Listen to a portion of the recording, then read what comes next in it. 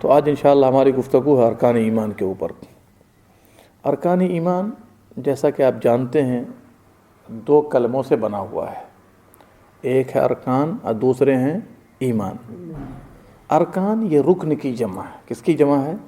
رکن کی جمع ہے۔ مختصر انداز میں رکن کہتے ہیں وہ چیز جس کے بغیر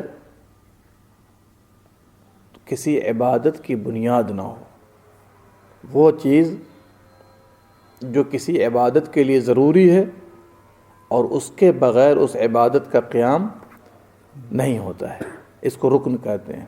آپ پیلر کہہ دیجئے نا، مثال کے طور پر پیلر ہے، ظاہر سی بات ہے پیلر ہے تو انشاءاللہ گھر محفوظ ہے، پیلر ہے تو گھر محفوظ ہے۔ اگر پیلر نہیں دیتے ہیں تو گھر کیا ہوگا؟ محفوظ نہیں ہوگا، گر سکتا ہے کبھی بھی۔ یہ ہے ارکان، رکن ارکان۔ ایمان کہتے ہیں جس کے اندر 3 چیزیں پائی جاتی ہیں اس کو ایمان کہا جاتا ہے۔ یاد کر لیجئے، منہ سے کہنا، قول باللسان، اقرار باللسان، منہ سے اقرار کرنا، دوسرا دل میں تصدیق کرنا، اور تیسرا اس کے مطابق عمل کرنا۔ عمل بالارکان ہے۔ منہ سے اقرار کیجئے، شہادتین جو ہیں لا الہ الا اللہ محمد رسول اللہ، آپ نے منہ سے اقرار کر لیا، دل میں یقین کرنا ہوگا۔ اب اس کا جو تقاضا ہے یا پھر ارکان ایمان ہے اور باقی، تو اس پر عمل کرنا ہوگا۔ ظاہر سی بات ہے ایک آدمی منہ سے کلمہ شہادت کہہ دے اور عمل کچھ بھی نہ کرے، اس کا مطلب یہ ہے کہ منہ سے تو اقرار کر رہا ہے، دل سے تصدیق بھی کر رہا ہے، جب عمل نہیں کر رہا ہے اس کا مطلب یہ ہے کہ ایمان میں مضبوط نہیں ہے۔ اور اسی بنا پر اللہ سبحانہ و تعالیٰ نے کئی ایک آیات میں تینوں چیزوں کو ایک ساتھ شامل فرمایا ہے۔ آپ جو ہے سورہ انفال پڑھتے ہیں، سورہ انفال 9واں پارہ میں ایک دلیل دے رہا ہوں، باقی دلائل قرآن میں اسی طرح چیک کیجئے گا آپ۔ اللہ نے فرمایا انما المؤمنون الذین آمنوا باللہ ورسولہ، انما المؤمنون الذین اذا ذکر اللہ وجلت قلوبہم۔ مومن کون لوگ ہیں؟ جب اللہ کا ذکر کیا جاتا ہے تو ان کے دل کانپ اٹھتے ہیں۔ ظاہر سی بات ہے اللہ سے بہتر کوئی ہے؟ کوئی نہیں ہے۔ تو جب آپ نے اللہ سے محبت کی ہے، اس کا ذکر ہو، تو دل کو کانپنا چاہیے کہ نہیں کانپنا چاہیے؟ کانپنا چاہیے۔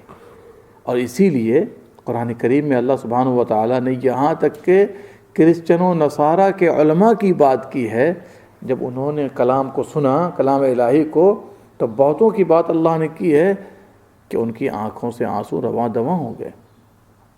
جب بھی قرآن تلاوت کیجئے، ذکر ہو اللہ کا، 2 سے 3 کیفیت ہر انسان کے اندر پائی جانی چاہیے۔ کیا ہے؟ چمڑے کانپنا چاہیے۔ تقشعر جلود الذین یخشون ربہم۔ ظاہر سی بات ہے جو اللہ سے ڈرنے والے بندے ہیں، اللہ کا ذکر ہوا، تلاوت قرآن، تو پھر کیا وجہ ہے کہ آپ کے جسم میں کوئی حرکت نہیں پیدا ہوئی؟ کوئی انسان کا کلام ہے، اس کا مطلب یہ ہے کہ دل آپ نے لگایا نہیں اس کے پیچھے۔ تقشعر منہ جلود الذین یخشون ربہم۔ اور اس کے بعد آنکھوں سے آنسو نکلنا چاہیے۔ اذا تتلی علیہم آیات الرحمن، سورہ مریم میں جب رحمان کی آیتوں کی تلاوت کی جاتی ہے، خروا سجدا وبکیا، سجدہ کرتے ہوئے جھک جاتے ہیں یا جھکتے ہوئے سجدہ کرتے ہیں اور رونا شروع کر دیتے ہیں۔ کیا کرتے ہیں؟ رونا شروع کر دیتے ہیں۔ جی معمولی کلام نہیں ہے، اس کا مطلب یہ ہے کہ کلام سے آپ نے محبت نہیں کی ہے۔ تو یہ سب کیفیتیں پیدا ہونی چاہیے۔ یہ ہے دل سے یقین۔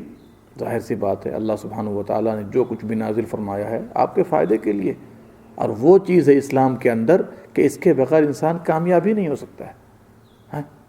منہ سے اقرار بھی کیجئے زبان سے، اور دل میں یقین رکھیے، اور اس کے مطابق عمل بھی کرنا ہے۔ اس لیے کہ دل مضبوط ہو، دل سے آپ نے اوکے کر دیا ہے، تو کیا وجہ ہے کہ آپ حرکت نہیں کر رہے ہیں؟ کیا وجہ ہے؟ آپ نے یہاں کام کرنے کا وعدہ کیا، میں کام کروں گا، آپ نے ایگریمنٹ قبول کیا، تو آتے ہیں کہ نہیں آتے ہیں؟ صبح میں آتے ہیں، ہر آدمی آتا ہے، ٹائم پر پہنچ جاتا ہے۔ کبھی تاخیر کیجئے، ایک دن اگر پکڑے گئے، دوسرے دن دیکھیے 5 منٹ پہلے پہنچیں گے آپ۔ اس کی وجہ کیا ہے؟ ظاہر سی بات ہے جو آپ نے اوکے کیا ہے آپ کو پورے اترنا ہوگا اس پر. تو یہ ہے ایمان. کلمہ شہادت پورا اسلام ہے, اس کا آپ نے منہ سے اقرار کیا ہے, اور جو کچھ بھی اس کے لوازمات میں سے کلمے کے, پورا اسلام اس کے لوازمات میں سے باقی چیزیں, تو دل میں یقین رکھیے, اس کے مطابق کیا کیجئے, عمل کیجئے. اور یہی وجہ ہے کہ جب ایمان پختہ ہوگا, نیک عمل میں آگے بڑھیں گے, ایمان بڑھتا جائے گا, ایمان بڑھتا جائے گا. جیسے جیسے ڈاؤن ہوں گے ایمان کیا ہوگا, بڑھتا جائے گا. اور اسی لیے آپ دیکھیے نا, دینی مجلس ہوتی ہے, آدمی اللہ اس کے رسول کی بات کو سنتا ہے, ایمان بڑھتا رہتا ہے, دل میں اللہ کا خوف پیدا ہوتا ہے, کبھی انسان رو بھی دیتا ہے. لیکن عام کیفیت میں کیا ایسی کیفیت ہوتی ہے؟ نہیں ہوتی ہے. ہوتی ہے؟ نہیں ہوتی ہے. یہ ہے ایمان کا چڑھا اتار. اور اسی لیے میں نے جو آیت پڑھی, انما المؤمنون الذین اذا ذکر اللہ وجلت قلوبہم, مومن تو وہ ہیں جب اللہ کا ذکر کیا جاتا ہے ان کے دل کانپ اٹھتے ہیں.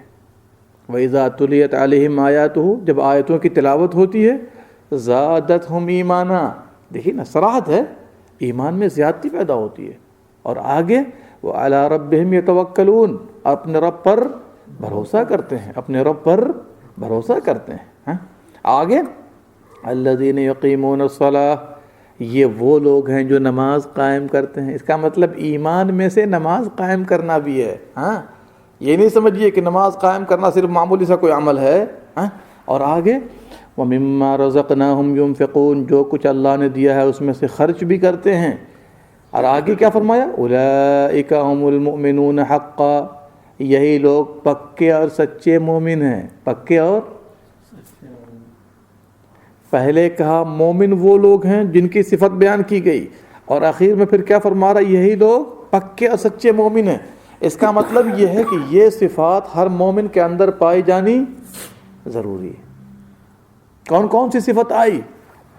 اللہ کا ذکر ہو, دل کانپ جائیں, قرآن کی تلاوت ہو, ایمان میں اضافہ ہوتا ہے, رب پر بھروسہ کرتے ہیں, نماز قائم کرتے ہیں, نماز قائم کرتے ہیں اہتمام کے ساتھ, خشوع خضوع کے ساتھ, اور جو کچھ اللہ نے دیا ہے خرچ کرتے ہیں. یہ 5 چیزیں پائی جائیں گی, آپ پکے سچے مومن ہیں. ٹھیک ہے نا. اب آئیے, وہ جو 3 ہم نے بتایا تھا, ایمان جن چیزوں کا نام ہے, زبان سے اقرار, دل سے تصدیق, اور اس کے مطابق عمل, عمل بالارکان جس کو کہتے ہیں, یہ تینوں چیزیں ان آیتوں میں شامل ہیں. کیسے؟ اب آئیے بتاتا ہوں. اذا ذکر اللہ, اللہ کا ذکر کرنا آدمی منہ سے کرتا ہے کہ نہیں, سبحان اللہ, الحمدللہ, اللہ اکبر, قرآن پڑھ رہا ہے, منہ کا عمل ہو گیا, ہوا کہ نہیں ہوا؟ چلیے. وعلی ربہم یتوکلون, بھروسہ کرنا. بھروسہ کرنا کس کا کام ہے؟ دل کا کام ہے. دل کی بات آ گئی, دل پہ یقین. اچھا, اب آئیے تیسری چیز, ارکان پر عمل کرنا. ارکان پر عمل کرنا. نماز اور زکوٰۃ کیا ہے؟ ارکان پر عمل کرنا ہے. ان 3 چیزوں کے مجموعہ کو اللہ نے کیا فرمایا ہے؟ ایمان فرمایا. دیکھ رہے ہیں نا, یہ حقیقتی ایمان ہے. حالانکہ ان حقیقتوں کو نہ سمجھنے کی بنا پر دلائل بے شمار قرآن میں, بہت سے لوگ گمراہ ہوئے, بہت سے لوگ گمراہ ہوئے. ایسے کچھ لوگ پیدا ہوئے جنہوں نے کہا نہیں جی, منہ سے اقرار کرنے سے آدمی مومن ہو جائے گا. حالانکہ یہ غلط. منہ سے اقرار کرنا تو ہے ہی حصہ اس کا, لیکن دل سے یقین, اس پر عمل بھی ہونا چاہیے. کچھ لوگ ایسے پیدا ہوئے جنہوں نے کہا نہیں, منہ سے اقرار کر لو, دل سے یقین کر لو, کافی ہو گیا, عمل ایمان میں داخل نہیں. یہ بھی غلط. کچھ لوگوں نے کہا نہیں, صرف دل میں یقین ہونا چاہیے, کافی ہے. یہ بھی غلط. لہذا تینوں چیزیں ایٹ اے ٹائم پائی جانی ضروری ہے. اب آئیے سرسری طور پر, ایمان کے کتنے ارکان ہیں؟ 6 ارکان ہیں. کتنے ارکان ہیں؟ 6 ارکان ہیں. کیا کیا ہیں؟ کیا کیا ہیں؟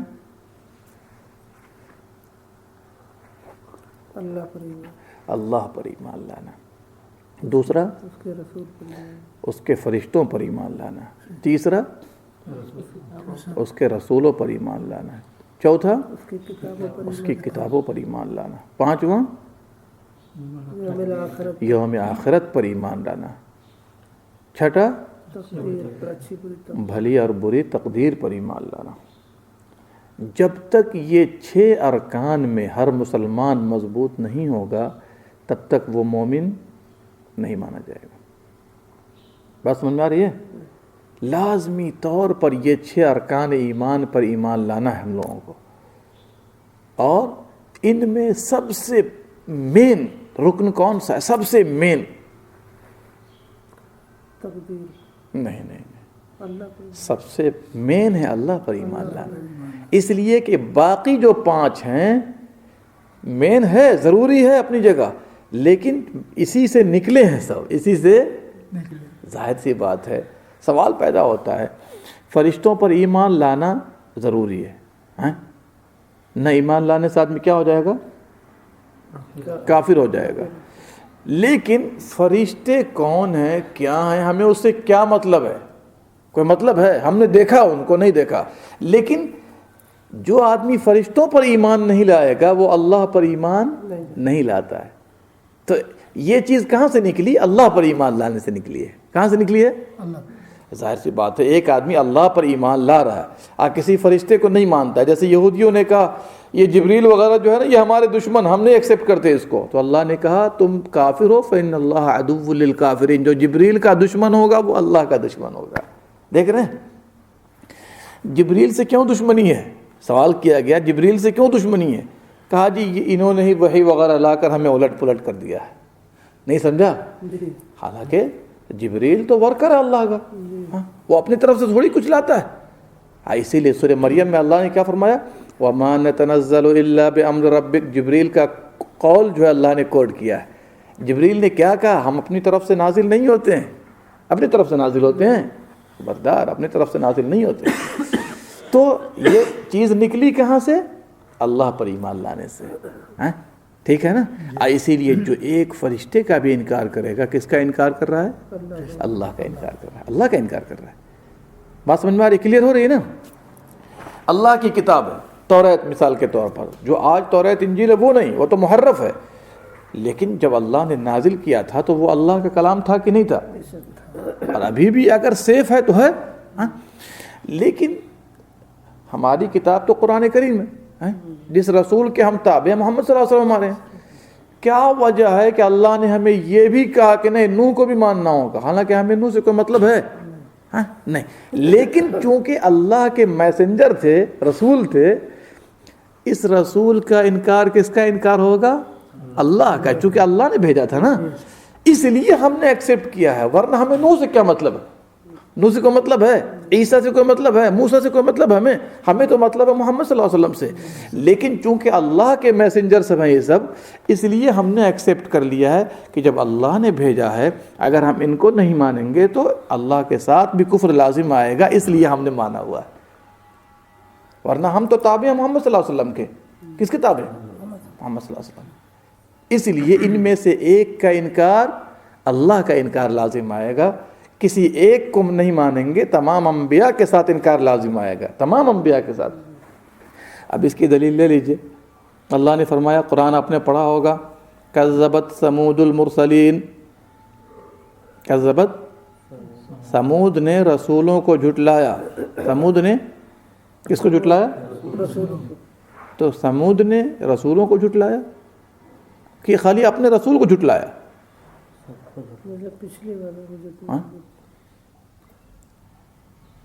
اب نوح نے، چلیے آپ پیچھے کو چھوڑ دیجئے، قوم نوح نے رسولوں کو جھٹلایا، قرآن میں آیت ہے، کذبت قوم نوح المرسلین، کذبت قوم نوح المرسلین، نوح نے رسولوں کو جھٹلایا۔ سوال یہ پیدا ہوتا ہے کہ قوم نوح نے رسولوں کو جھٹلایا، کتنے رسول کو جھٹلایا؟ نوح کو جھٹلایا۔ کس کو جھٹلایا؟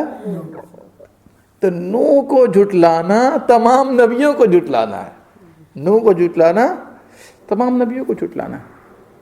اس لیے کہ قوم عاد ہوں چاہے قوم ثمود ہوں، انہوں نے اپنے رسولوں کو جھٹلایا، اپنے رسول کو، لیکن جس نے اپنے رسول کو جھٹلایا سب کو جھٹلایا۔ اسی لیے ہم سب کو کیوں مانتے ہیں؟ اس کی یہی وجہ ہے کہ ایک کا بھی انکار کریں گے تو سب کا انکار لازم آئے گا، اور جب سب نبیوں کا انکار لازم آئے گا تو اللہ کا انکار لازم آئے گا۔ آپس میں ربط دیکھیے بالکل کس طرح اللہ نے جوڑ کے رکھا ہے اس کو۔ بات کلیئر ہو رہی ہے کہ نہیں ہو رہی ہے؟ چلیے، تو یہ تھی مثال فرشتوں کو جھٹلانے کی، ایک بھی فرشتے کو جو جھٹلائے گا سب کو جھٹلا رہا ہے، یہاں تک کہ اللہ کو جھٹلا رہا ہے۔ اب آئیے تقدیر پر ایمان لانا ہے۔ تقدیر اللہ نے لکھی ہے، سارے لوگوں کو پتہ ہے، یہاں تک کہ ہندو بھی اقرار کرتے ہیں اس کا، جی بھاگ میں نہیں لکھا ہوا تھا، لوگ کہتے ہیں کہ نہیں۔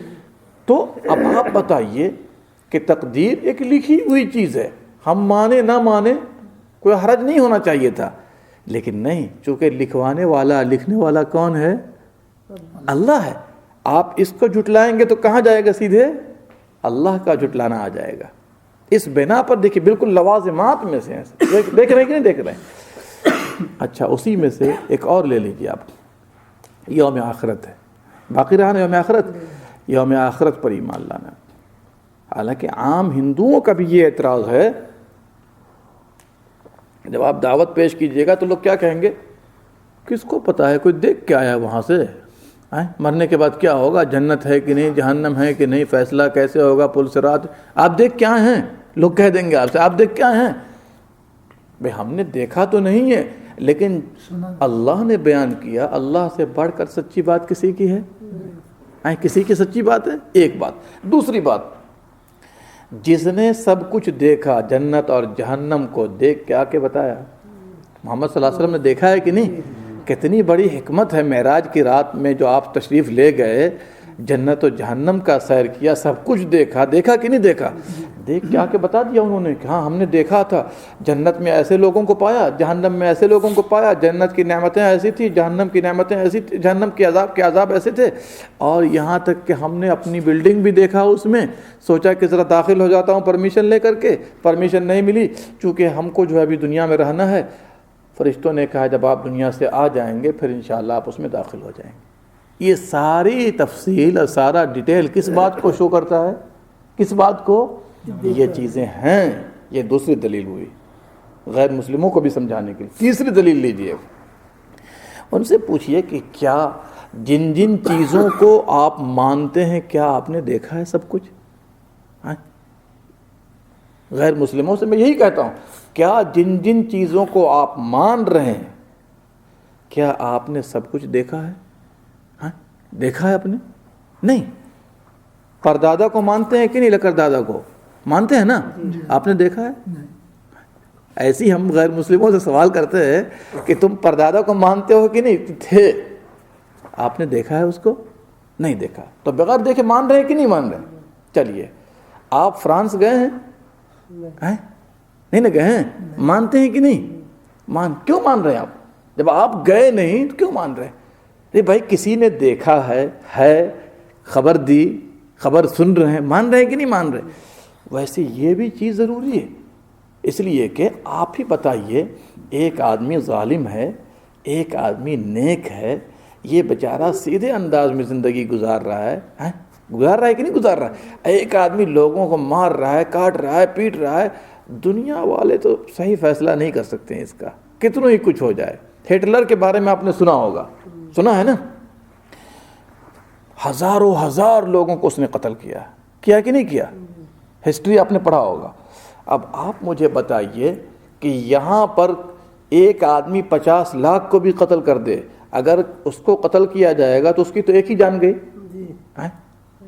کتنی جان گئی اس کی؟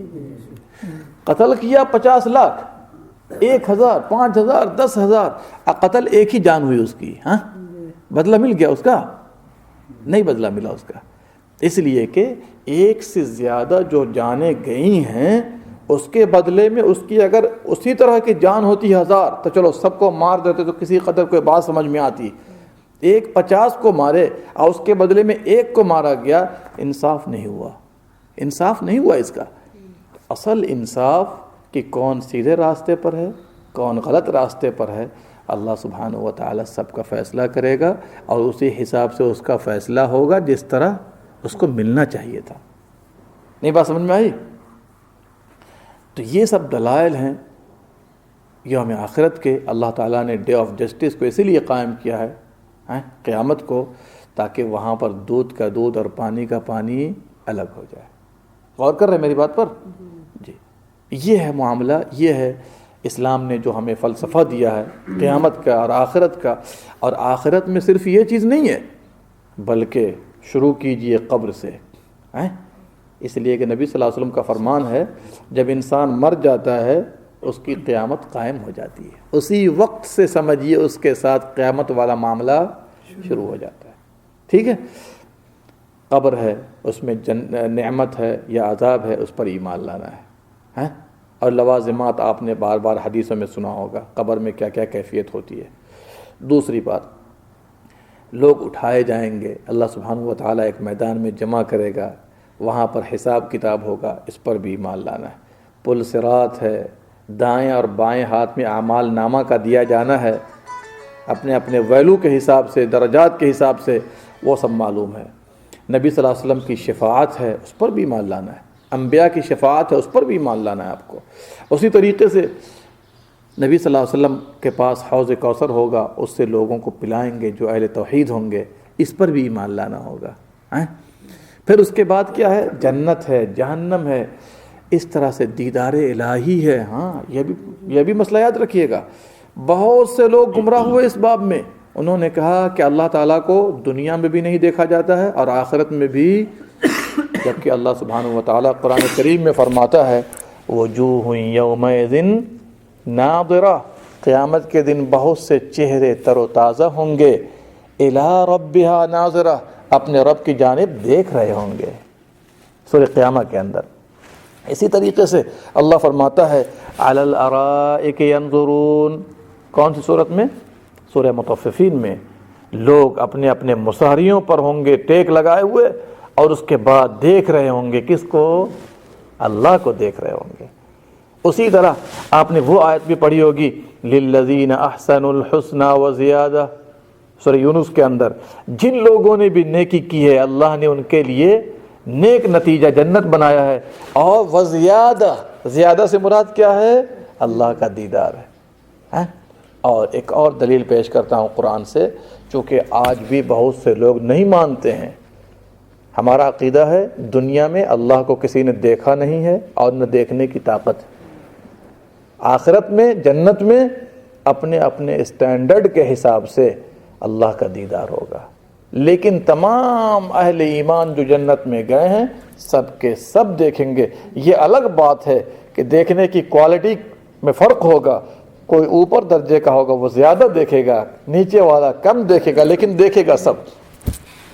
ایک اور آیت ہے اللہ کا فرمان، اس کو بھی یاد رکھیے گا، تحیتہم یوم یلقونہ سلام، تحیتہم یوم یلقونہ سلام.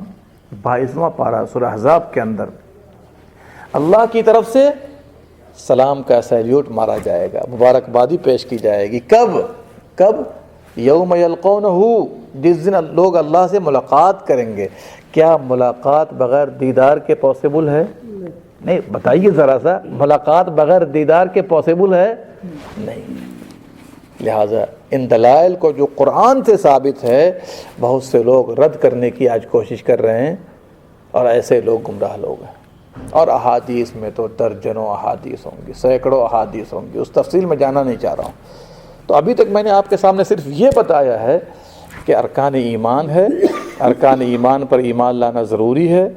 ارکان ایمان میں کیا کیا چیزیں داخل ہیں، ایک دوسرے سے کس طرح جڑے ہوئے ہیں سب کے سب، کہ ایک کا انکار تمام کا انکار لازم آتا ہے. بات سمجھ میں آتی ہے نا؟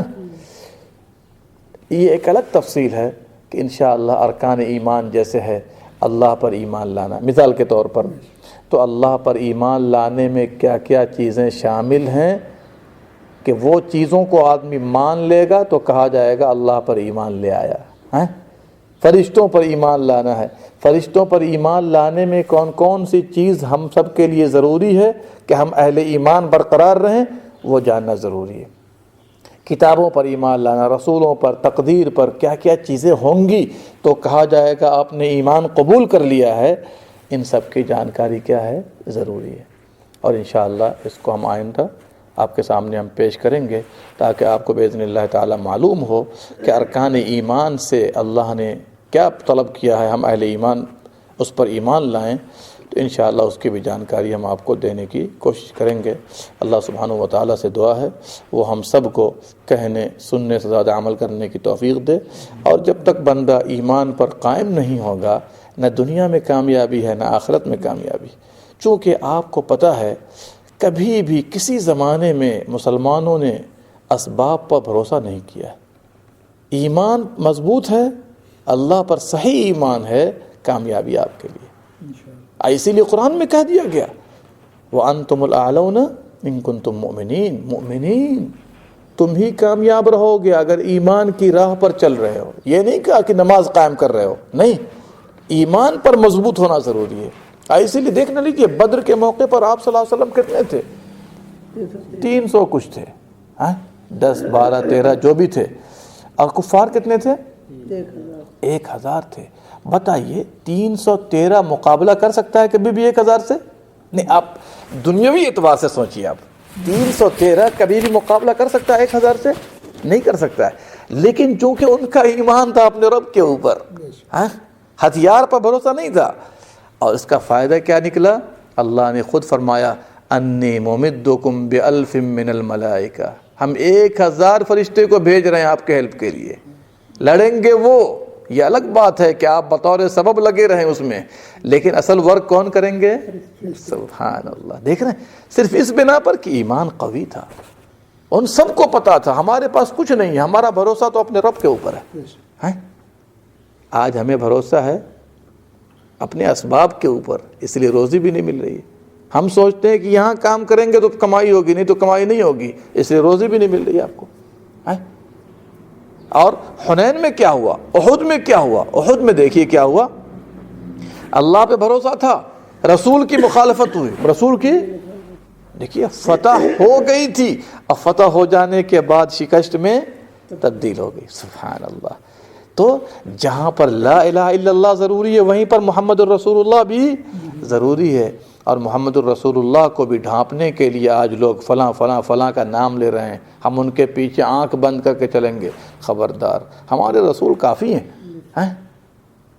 میں نے لکھا, کتنے مواقع پر لکھا, فیس بک میں لکھا کہ یہ بتاؤ جی, محبت مصطفیٰ کے دعوے کرتے ہو, عاشق مصطفیٰ کہتے ہو, آپ ایک ایک رات بھر سمجھیے کہ نعت پڑھتے رہتے ہو, جھومتے رہتے ہو, جھماتے رہتے ہو. یہ بتاؤ عمل کی باری آتی ہے, عقیدے کی باری آتی ہے تو مصطفیٰ کا تم نام بھی نہیں لیتے ہو. کوئی انڈیا کے کسی شہر کی طرف اپنے آپ کو منسوب کرتا ہے, کوئی بریلی کی طرف منسوب کرتا ہے, کوئی قادیان کی طرف منسوب. یہاں پر محمد الرسول اللہ فیل ہو گئے. نہیں بتائیے, فیل ہو گئے, یا ان کی کوئی تعلیم ایسی بھی ہے جو ہمارے سامنے نہ ہو سنت کے اندر, احادیث کی کتابوں میں؟ دو ہی بات ہوتی ہے نا, یا تو کہیے ان کی رہنمائی نہیں ہے, یا تو کہیے کہ فیل ہو گئے. دو ہی بات ہو سکتی ہے. اور ہم کہتے ہیں نہ فیل ہوئے, رہنمائی موجود ہے مکمل طور پر. لہٰذا ایک حکم کی مخالفت ہوئی احد میں, کیا ہوا؟ فتح ہو کر بھی شکست میں تبدیل ہو گئی. اچھا, تیسرا نوحیہ لیجیے اس کا. حنین میں لوگوں نے اسباب پہ بھروسہ کر لیا. کس پر؟ سبحان اللہ. بڑی تعداد میں لوگ تھے, بڑے ہتھیار تھے مسلمانوں کے پاس, لیکن ناز ہو گیا کس پر؟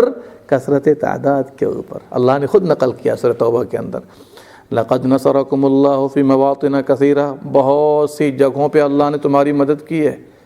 اور آگے وَيَوْمَ حُنَيْنٍ, کس دن؟ حنین کے دن. کیا ہوا تھا حنین کے دن؟ سیرت اٹھا کے دیکھ لیجئے گا. اذ اعجبتکم کثرتکم. لوگوں نے کیا سوچا, جب ہم 313 تھے تو 1000 پہ غالب آ گئے, آج تو ہم ہزاروں میں ہیں تو ہمیں کون ڈاؤن کرے گا, ہمیں کون ڈاؤن کرے گا؟ اللہ نے کہا اچھا, عجب میں گرفتار ہو گئے آپ لوگ. اذ اعجبتکم کثرتکم فلم تغن عنکم شیئا, یہ چیزیں تمہارے کام نہیں آ سکتی ہے. وضاقت علیکم الارض, زمین تنگ ہو گئی باوجود کہ کشادہ کے, باوجود کہ کشادہ ہے زمین. اس کے بعد ثم ولیتم مدبرین, تم لوگ پیٹھ دکھا کر بھاگنے لگے, پیٹھ دکھا کر بھاگنے لگے. ثم انزل اللہ سکینتہ علی رسولہ وعلی المؤمنین, پھر اللہ نے جب دیکھا کہ لوگ افراتفری میں پڑ گئے تو پھر اللہ نے مدد کرنی شروع کی. بتائیے, اس لیے ہمیشہ یاد رکھیے ایمان کا رول یہ ہے, کتنوں ہی اسباب ہو جائیں, کتنوں ہی تیاری ہو, لیکن بھروسہ کس پر کرنا ہے؟ دنیا کے معاملے میں دیکھیے, بیمار ہو, کچھ بھی ہو, اینٹی بائیوٹک کھا رہے ہوں, بڑے مستشفیٰ میں چلے گئے ہوں, ایکسپرٹ ڈاکٹر نے دیکھ لیا ہو, لیکن بھروسہ کس پر ہوگا ہمارا؟ ڈاکٹر پر نہیں، دواؤں پر نہیں، کس پر؟ اللہ پر ہوگا۔ یہ ہے ایمان کا فائدہ۔ اور تب دیکھ نہ لیجئے، ایک ہی دوا ہے، ایک آدمی کو سوٹ کر جاتی ہے، دوسرے کو سوٹ ہی نہیں کرتی ہے، دوا وہی ہے، بیماری وہی ہے، جبکہ فرق یہی ہے۔ اور اسی لیے آئیے آخر میں ایک حدیث پیش کرتا ہوں۔ پیارے نبی صلی اللہ علیہ وسلم نے فرمایا، ایمان کا فائدہ دیکھیے، اللہ نے جانوروں کی مثال پیش کی، نبی صلی اللہ علیہ وسلم نے جانوروں کی مثال پیش کی، کہا اگر تم لوگ اللہ پر ویسا بھروسہ کرو جس طرح بھروسہ کا حق ہے تو اللہ تم کو ویسے ہی روزی دے گا جیسے پرندوں کو روزی دیتا ہے۔ پرندوں کو صبح خالی پیٹ نکلتے ہیں پرندے، اور شام کو پیٹ بھر کر واپس آتے ہیں۔ کوئی پرندہ خالی پیٹ واپس نہیں آتا ہے۔ کیوں؟ اللہ انہیں روزی دے رہا ہے۔ اللہ پہ بھروسہ ان کا بھی ہے، اور اس کے بعد نکلے خالی پیٹ، اللہ نے روزی دلوا دی۔ اگر تم لوگ اللہ پہ بھروسہ کرو، ایسے تم کو بھی روزی دے گا۔ تو یہ ہے ایمان کا فائدہ، اور اسی لیے پیارے نبی صلی اللہ علیہ وسلم نے ہمیں اور آپ کو ہر حال میں اللہ پر بھروسہ کرنے کا حکم دیا۔ اللہ سبحانہ و تعالیٰ سے دعا ہے رب العالمین ہم تمام لوگوں کو کہنے سننے سے زیادہ عمل کرنے کی توفیق دے، آمین یا رب العالمین۔ اللہم صلی علی نبینا محمد وعلی آلہ وصحبہ اجمعین۔